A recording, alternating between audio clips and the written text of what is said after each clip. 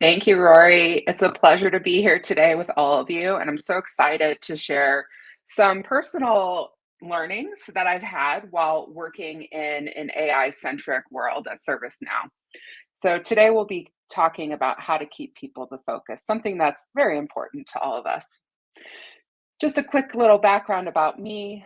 I have over 8 years of experience in UX research and UX design, and also as a UX manager. And for the past 2.5 years or so, I've been leading an AI UX research team at ServiceNow and really working with a cross functional group of folks to help drive ethical, human centered AI experiences. It's not something that was on my bingo card as a UX research professional, but it's something that I've fallen in love with over the past couple years. So today I'm going to take you through three areas and hopefully share some of my key learnings with you and have some engagement as well. So first, we'll talk a little bit about human-centered AI or HCAI and the UXer. So what it is and why we matter as UX to the world of human-centered AI. Next, I'm going to share with you some principles for AI experiences. These are six core principles that build trust between humans and AI. These are six key things that we've learned over our time doing research around AI experiences, and I'm excited to share them with you today. And lastly, I'm going to share a little bit about how to lead teams through generative AI. This has been a crazy time, and I'm sure a lot of you have experienced this personally. So I want to share just a couple key learnings about how to actually lead UX teams through these historic moments. So let's get right into it. What is human centered AI or HCAI? I borrowed this definition from ServiceNow's responsible AI guidelines, but ServiceNow by no means is the pioneer around HCAI or the first people or business to bring this into how we operate. So there's a lot of great information out there in the world. But what human-centered AI really is the development and deployment of AI systems that prioritize needs, values, and well-being centered on the human. So alarm bells should be going off in your head right now, right? Of course, UX is the perfect discipline to help support a very human-centric approach for AI. But this definition is a bit academic, right? So, what does it mean in practice? And I pulled a couple of favorite quotes for you about the interaction of people in AI. So, Andrew Ng is a globally recognized leader in AI. I'm sure you've heard his name if you've done any reading up on AI. He says AI is a tool, it's up to us to decide how to use it.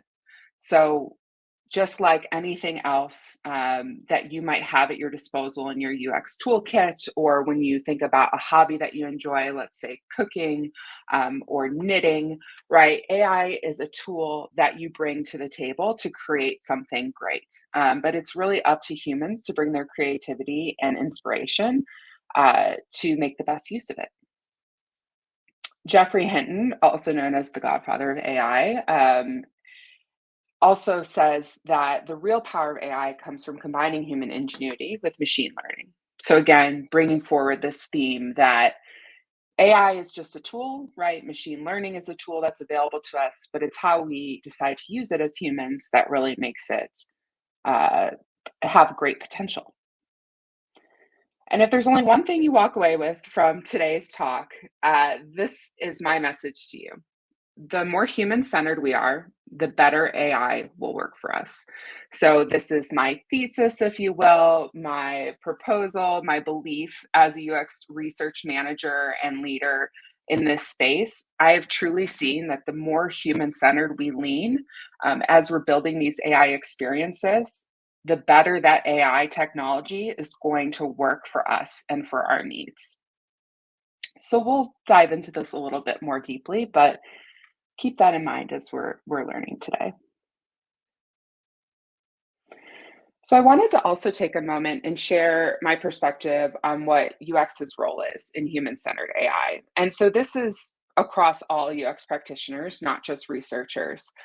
And these are a couple of things that I've seen in my time managing teams in this area, as well as working with a number of cross-functional groups.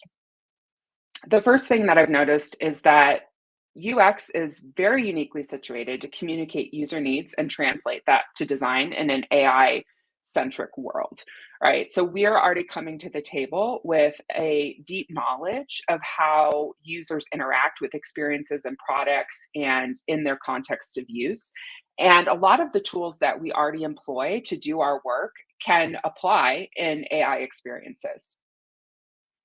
The next thing I've learned is that we are really helpful when it comes to determining an appropriate and responsible use of AI.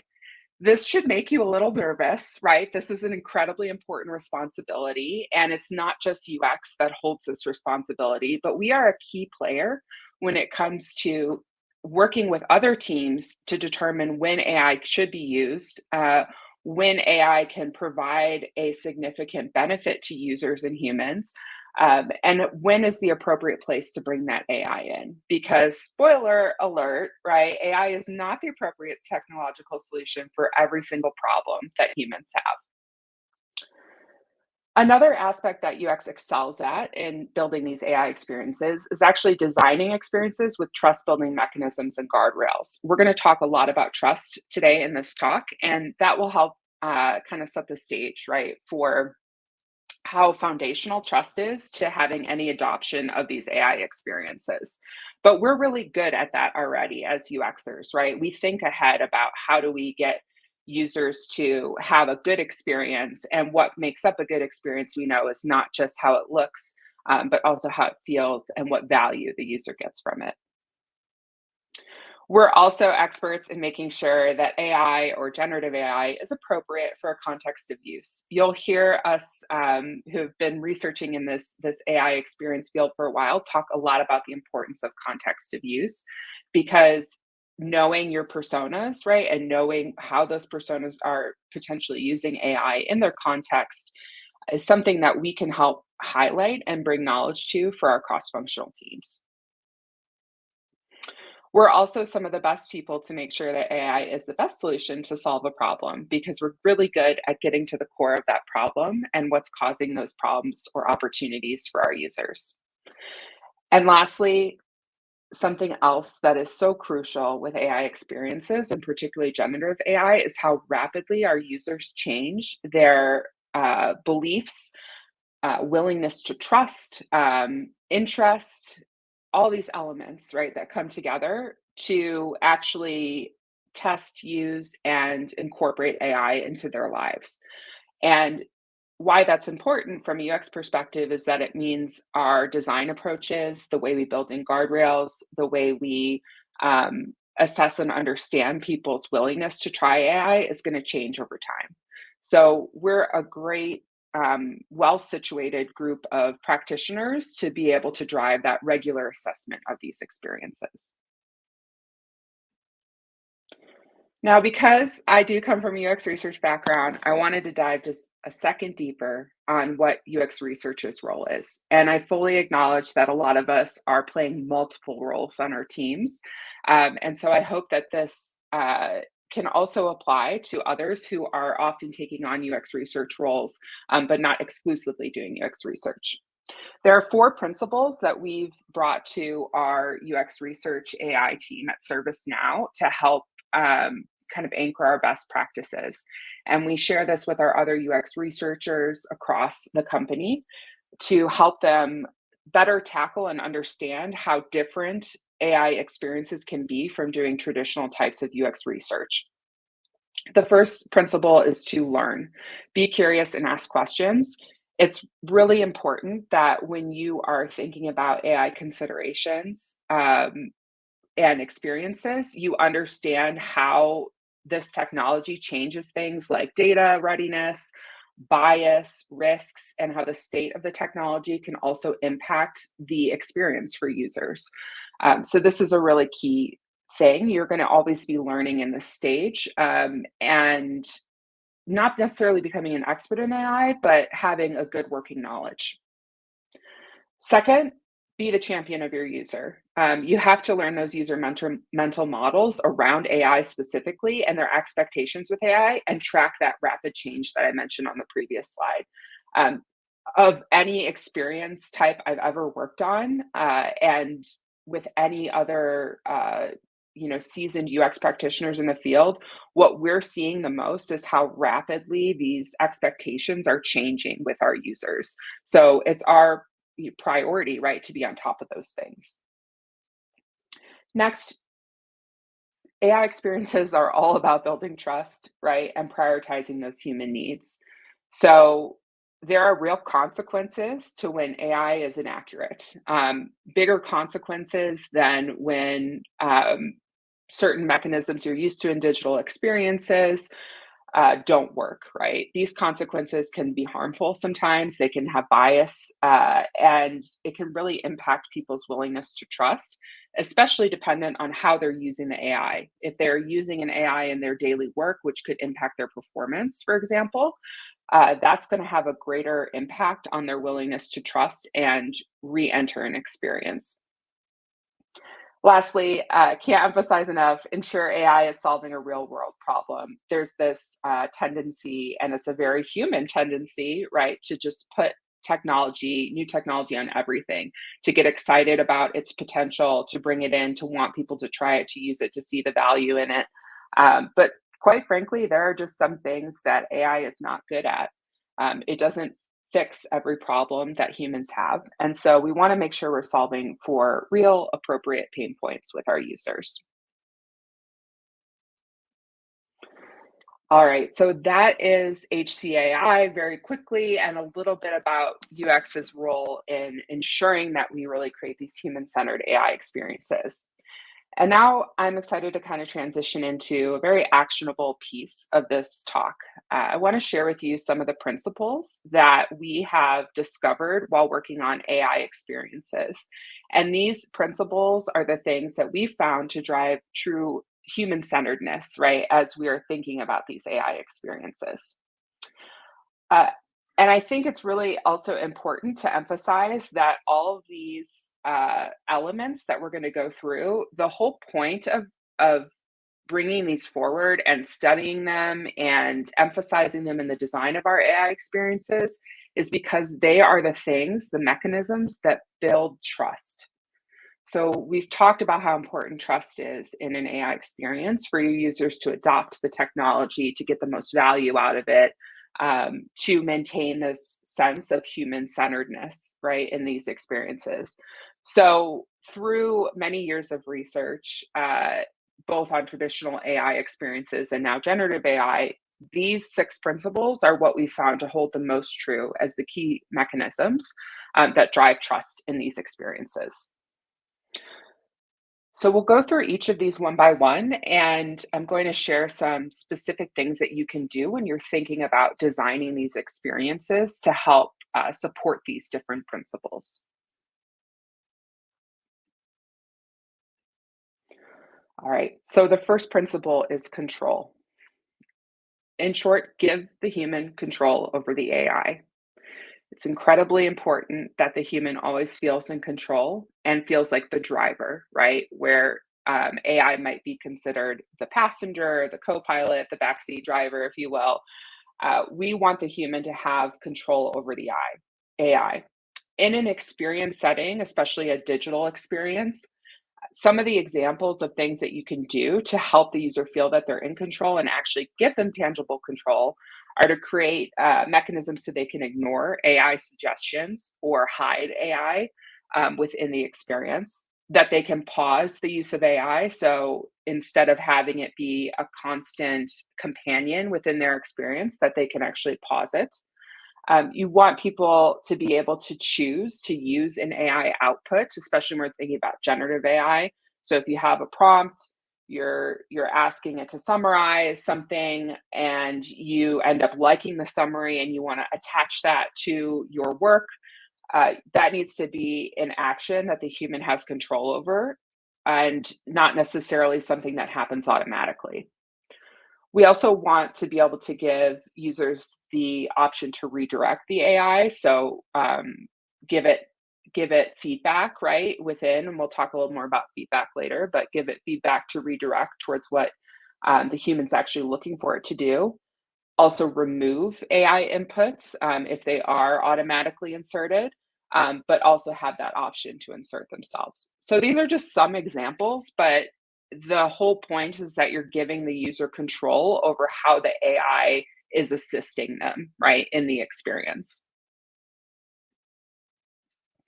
The next key principle is human oversight. So the humans should oversee the AI and not the other way around. When you think about an AI overseeing a human, that's where you start to get these doomsday scenarios and start to kind of like roll into a very unideal future, right, with AI. So, one of the ways that we maintain trust in these experiences and keep it very human centric is having that human oversight. This includes things like monitoring the value, the health, the impact of the AI, and having very clear, understandable metrics that are associated with the AI's performance. It also has to do with general control, like we talked about in the first pillar, having control over that AI and being able to bring it in and out as needed. And of course, value measurement, right? So, what is the value that we're getting from the AI? And that should be determined and ultimately understood by humans. The third principle is transparency. Never hide the use of AI. It can be very tempting, right, to put AI in the background, to have these generations of AI because you know that it provides value in the experience. But at this stage in our journey to create human-centered AI experiences, we don't want to hide the AI from the human user. We want to make sure that there are clear indicators of when AI is at work, where the sources are that it's pulling the information from. If any of you have played around with Gemini, or Copilot or ChatGPT, you know exactly what we're talking about here when it provides sources back to you when you ask a question or ask it to summarize something. But when you're extending that to experiences that you're creating and using AI to enhance, you want to make sure that people are fully aware that AI is there at work. The fourth principle is guardrails. So we want to assume nothing when it comes to AI ethics and responsibility. Uh, we encounter this actually quite a bit working within the more world of work or employment, business, corporate scenarios at ServiceNow. Our customers are often actual end users working at companies, right? So they are employee users. And what we found in a lot of our research is that they are assuming if the company is providing them with something to use, that it is safe for them to use, that they do not need to necessarily double check whether or not they're allowed to use something, whether or not it's correct, if it is giving truthful information, right? So it's really important that we, as the UX practitioners working on these experiences, have an assumption of responsibility for AI ethics. Now, there's a number of things that you can do building in guardrails into an experience, having the ability to filter data, right, by things like confidence or output confidence. You can include bias mitigation in the building of your models, and that's not a place that we typically think of UX supporting, but it's very much an important place for us to be a part of in building those models, providing feedback to it, considering other aspects of the people that are going to be interacting with those large language models. And also just having user warnings, right? Like, yes, your company is giving you this thing to use that's generative AI powered, but it doesn't necessarily mean that it's always accurate or truthful. And it can potentially make up answers when the data is not there for it to pull from. Explainability is the next principle. This is all about creating context within the design and content, good content design, right, within your experience. So making sure that we're explaining concepts and terms and managing expectations. You don't want to assume that your users understand anything about AI. We are, of course, seeing a growing interest in trying AI and applying it for different things. People have a much more comfortability, I would say, with AI even from a year ago. But that doesn't mean that they understand what's happening in the experience. So you want to work with your team to understand how much guidance is necessary for whatever that user is, whatever their context of use. What is their mental model about AI or generative AI? And what are some things that we can or should do within the experience to help them use AI most effectively? So a lot of us in this field, not just at ServiceNow, but working across companies that are employing generative AI, are leaning in more to over explaining and working with content designers, right, to find the best way to communicate these principles. I do expect that's going to change over time. We're already seeing a shift in mental models, but that's again why it's so important that we keep up with how our users are thinking and feeling about these experiences. The last principle is one of the ones that sounds very easy to do, but is actually incredibly challenging in practice to implement effectively in an experience. And this is feedback contestability. This is all about having human powered feedback and reporting. This is about the human interacting with the AI and experience and being able to create feedback for that AI and drive that feedback experience. We don't want the AI doing feedback on itself, right? We don't want it to kind of just keep learning from the same things over and over. So we have to provide corrections to it and feedback and ways of improving that model. Some experienced designers and AI practitioners, right, drive a more human centric model input. So they'll take end user feedback from the experience. Sometimes that's a thumbs up, thumbs down. And they'll take that in more at a less automated way, and they will use that feedback to drive model improvements. That's a place where UX research and UX design can really play a significant role. Other approaches include more automated types of feedback where the AI is actively learning from a thumbs up, thumbs down, for example, with more granular feedback attached, or having a specific reporting tool that automates those changes. So there's a lot of different ways that people are exploring doing it. But the point is that the human needs to be able to give that feedback and say, why an experience is good or not, and what's happening with that AI that might not be ideal. And of course, you always want to have some way for users to report unethical transgressions by the AI, concerns about the outputs of an AI or how it's working within a system.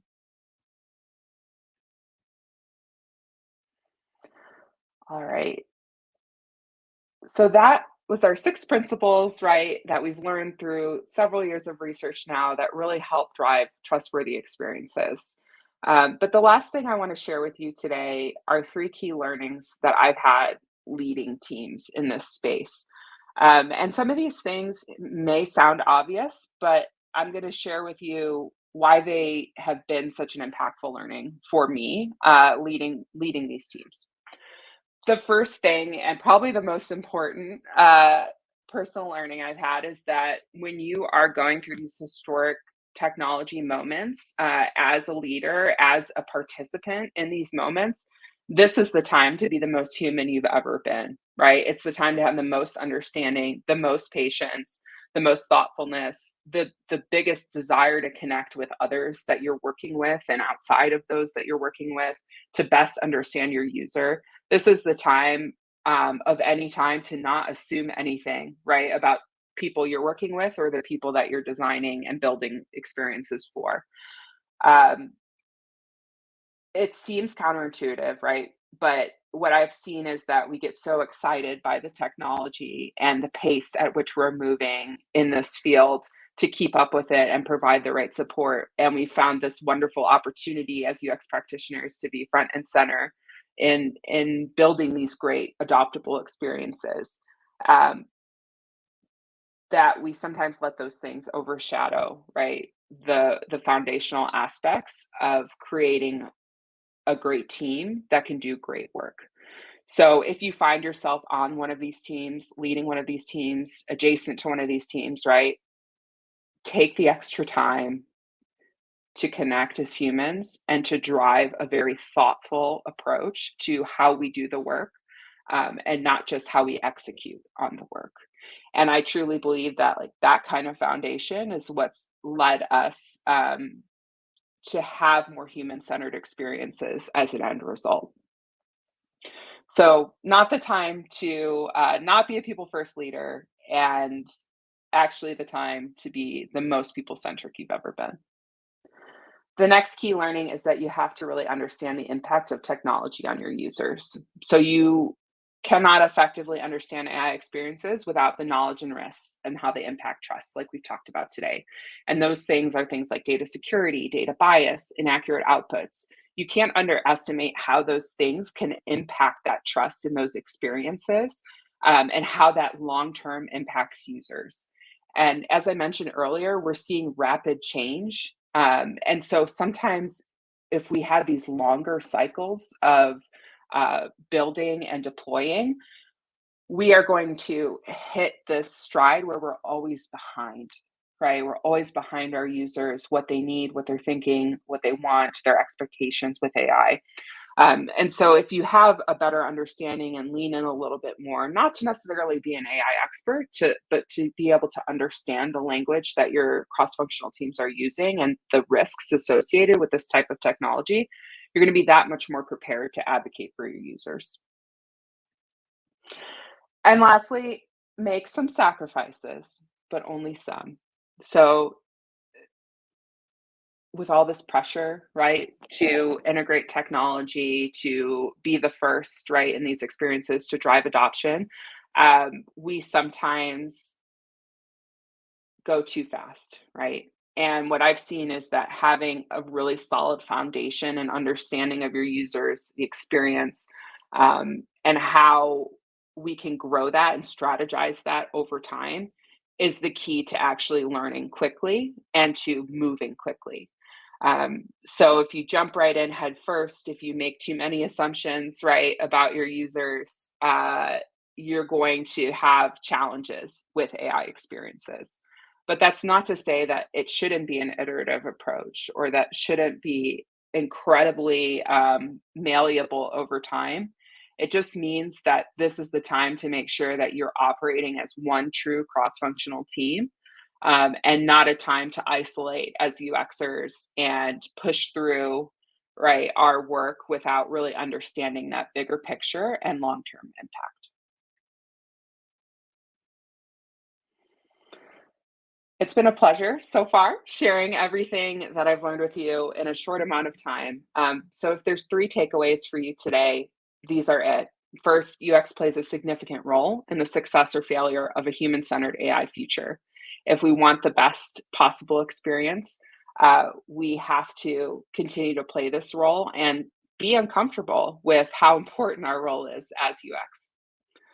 Second, we all need to be smarter about the factors that lead to an unpalatable future with AI. Nobody wants the doomsday scenario. Nobody sees that as a good outcome for humans.